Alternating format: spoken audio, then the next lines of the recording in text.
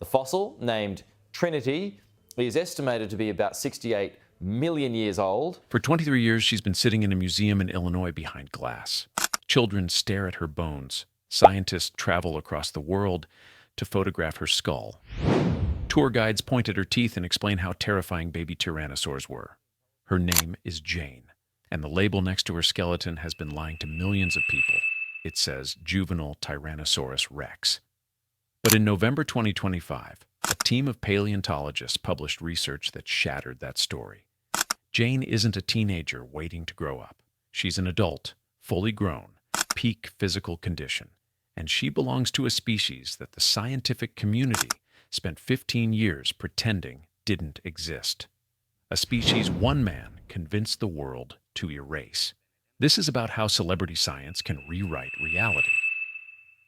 How assumptions become facts when the right person says them confidently enough.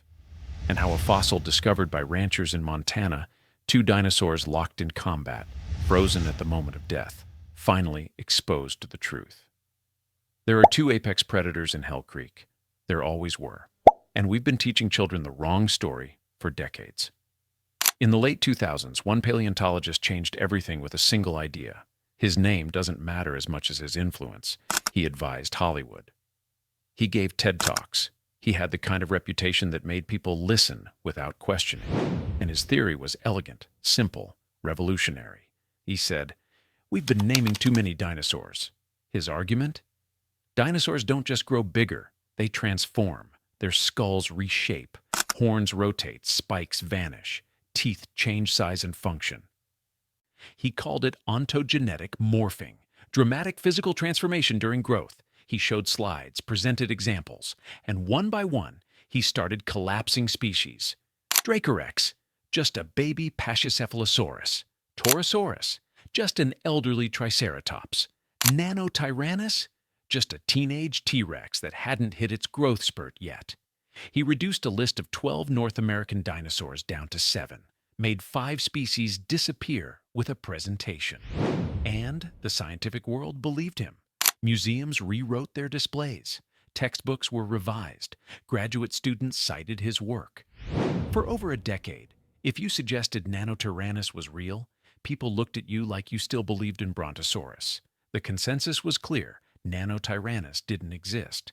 It was just a phase T-Rex went through. But Jane had problems, details that didn't fit the story. Let's talk about what made her wrong. First, her arms. T-Rex arms are famously tiny, and as they grow, those arms get proportionally smaller. They atrophy, become weaker relative to body size. Jane's arms, massive, proportionally huge. Her hands alone are as long as her entire upper and lower arm combined. Her claws are bigger than the claws of the largest T-Rex ever discovered. If Jane is a baby, why would a juvenile have better weapons than a full-grown adult? That's not how biology works. Lion cubs aren't faster than adult lions. Then there are the teeth. Jane has more teeth than any T-Rex specimen on record. Not fewer, more, and they're shaped differently. T-Rex teeth are thick, banana-shaped bone crushers, battering rams designed to pulverize skulls. Jane's teeth are thin, serrated blades.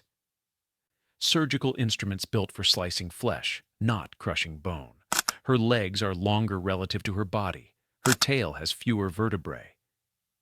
She's built for speed, for pursuit, for precision kills.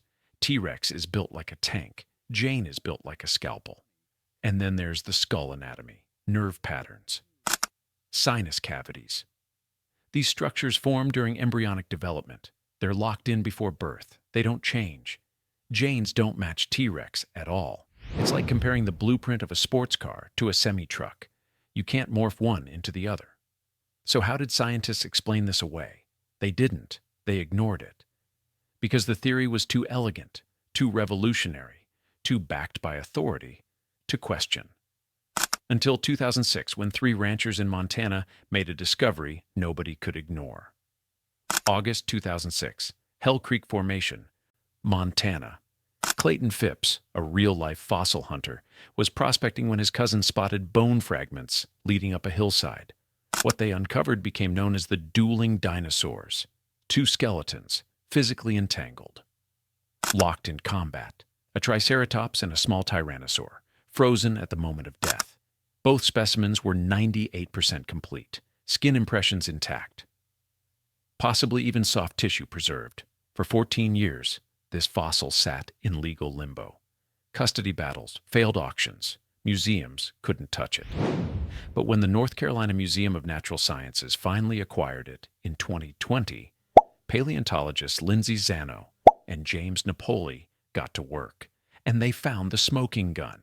They didn't just look at the bones, they looked inside them. They sliced the leg bone thin enough for light to pass through. And they counted the growth rings. Like trees, dinosaur bones lay down rings every year.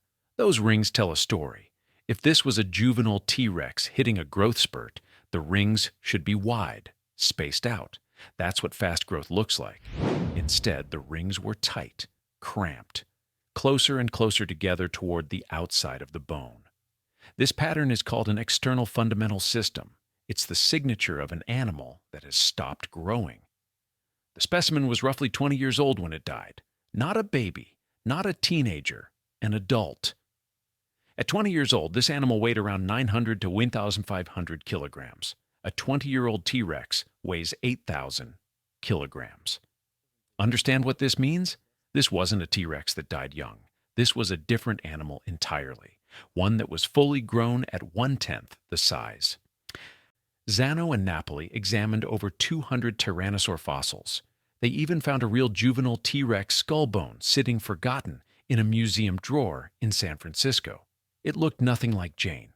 In November 2025, they published their findings. The study confirmed Nanotyrannus is real. Jane is not a baby T-Rex. She's a separate species entirely. So what really lived in Hell Creek 67 million years ago? For decades, we imagined T-Rex as the lone king, the ultimate predator, ruling unchallenged. That was a fantasy. The truth? Hell Creek had two tyrants. T-Rex, 40 feet long, 8,000 kilograms, banana-sized teeth that crushed bone, binocular vision. A walking extinction event. Nanotyrannus, 18 feet long, 1,500 kilograms, built for speed, armed with massive clawed hands and blade-like teeth, possibly hunting in packs. One was a demolition crew, the other was an assassin squad. They hunted the same forests, ate the same prey, but they hunted differently. T-Rex ambushed, bit down once, game over. Nanotyrannus chased, slashed, bled prey out over distance, maybe coordinated attacks. This wasn't a kingdom with one tyrant. It was a battlefield with two.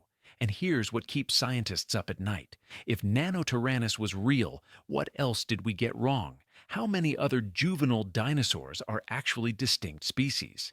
How many fossils are sitting in museums right now, mislabeled, waiting to rewrite history? Jane will stay in her museum, but her sign will change. Not juvenile Tyrannosaurus rex, Nanotyrannus lancensis, the forgotten hunter, the ghost predator, the species that science erased and that finally came back from the dead. Because sometimes the monsters aren't the ones we thought. And sometimes the most revolutionary discovery isn't finding something new, it's realizing what was there all along. What do you think it means that we spent 15 years teaching the wrong story? That celebrity scientists can erase entire species just by being convincing? How many other facts are we confidently wrong about right now? Drop your thoughts below and subscribe, because science rewrites itself constantly. And when it does, the monsters come back.